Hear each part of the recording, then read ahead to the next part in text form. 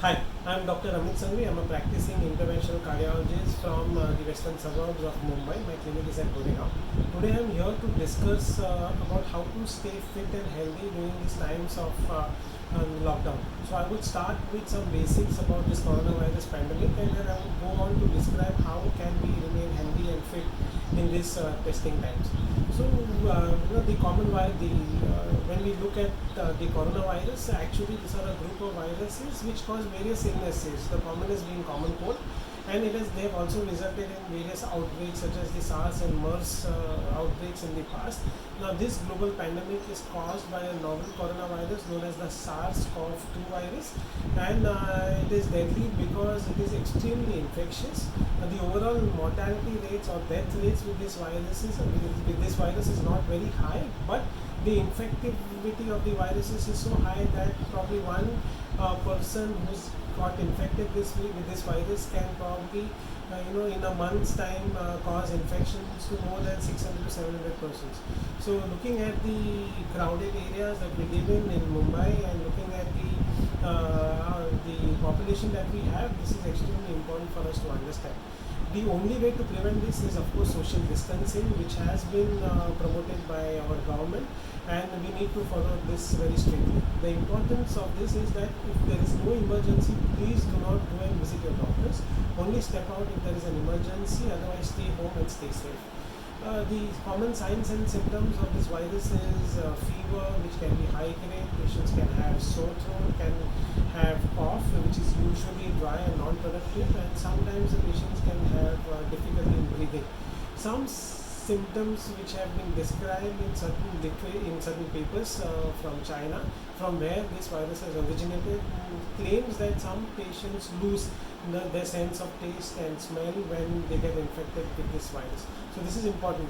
If you have any of these symptoms, please call up your doctor and speak to your doctor so that the doctor can guide you for further treatment, and probably you need to get tested by at one of the government hospitals or in one of the private laboratories which have been sanctioned by the government for the same. So the topic of today's discussion is how to stay fit and healthy in this testing times. So when we look about any fitness and health, we always look at three things. We look at the nutrition, we look at your daily dose of exercise, that is physical exercise that you need to incorporate into your day-to-day living, and we also look at the mental health or mental well-being of a particular person.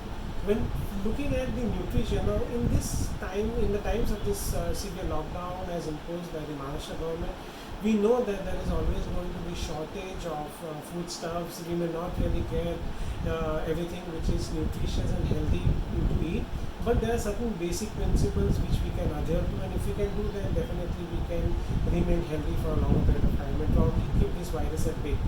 First and foremost is to avoid eating any food which is rich in refined sugar, that is any sweets or anything which contains very high amounts of sugar. We should also cut down the total amount of carbohydrates that we consume, and we need to replace some of these carbohydrates in our diet with proteins. Now when we look at proteins, the commonest available proteins for us are, if you are a vegetarian, dals and lentils, and if you are non-vegetarian, you can eat eggs and chicken. The most important thing is, when you eat non-vegetarian food, this food should be cooked very well, and you should not eat half cooked or half done non-vegetarian food like chicken or fish or eggs. So this is very, very important, that you need to substitute some part of your diet. You have to change from carbohydrates to proteins, and you need to, of course, try to starve for a balanced diet. The other thing is that when we are at home, we are generally munching on some farzans or chips and all. We should avoid all that, because this all increase your caloric intake, and you need to exercise more to burn these calories. Otherwise, staying at home, you are likely to put on weight. This is worse for patients who have diabetes or who have pre-existing cardiac illness, or patients who have respiratory problems like asthma or any such chronic illnesses. The other important thing that you need to incorporate in your day-to-day diet are naturally occurring fruits. Now, vitamin C rich fruits are extremely important, because these are the ones which keep common cold and other viruses at bay. And these fruits include oranges, guavas. You can also have the Indian gooseberry, also known as the avla. But of course, we know that in this current scenario of lockdown, not all these fruits may be easily available. So whatever fruits you can lay your hands on, whether they are apples, apples, they are bananas, they are grapes. You should consume these fruits in small quantities daily. These fruits are rich in vitamins and micronutrients, and they will definitely help you to stay healthy and fit. Coming to the exercise, now most of us who incorporate some sort of exercise in our day-to-day life are used to either walking outdoors, going to the gyms, going swimming, but we know that all of these places are shut and we really can't venture out for our day-to-day exercise. That doesn't mean that you cannot follow an exercise regimen at home.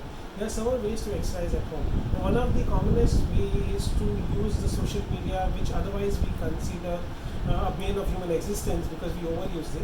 But this is the time when we need to use social media to our advantage. So there are a lot of videos available on YouTube. You can search as Leslie walk, or you can search it as 1 mile walk or 2 mile walk. Now these are walks which can be performed in a closed environment in a small space so that you can exercise daily. These are also approved by the American Heart Association. They are extremely healthy ways to exercise in a closed and confined environment. Of course, if you are a gym guy and if you have some light weights at home, you can use these light weights to do some free hand exercises at home. Of course, if you have never used weights or you've never been to a gym, do not start using these weights without supervision of a doctor or of a gym trainer, because just using these weights in a wrong way can harm you. You can get a muscle pull, muscle injury, and you should not do that if you've never used it before. But if you're used to weights, of course, and if you have them at home, you can use them to do some free hand exercises. The other exercises that can be commonly performed in a closed confined space is yoga. So yoga, there are several forms of yoga available, and you have online videos and you have trainers who teach you like that online nowadays. So you can subscribe to one of those regimens and you can try them in your day-to-day life. So it's extremely important not only to have a balanced diet and also some form of physical exercise to keep yourself healthy and awake, but it is also important to look at your mental well-being. Now it is common to note that a lot of people, especially elderly people who stay alone at home, it's likely that you will get frustrated, you will be depressed, because you find that there's nothing really left for us to do.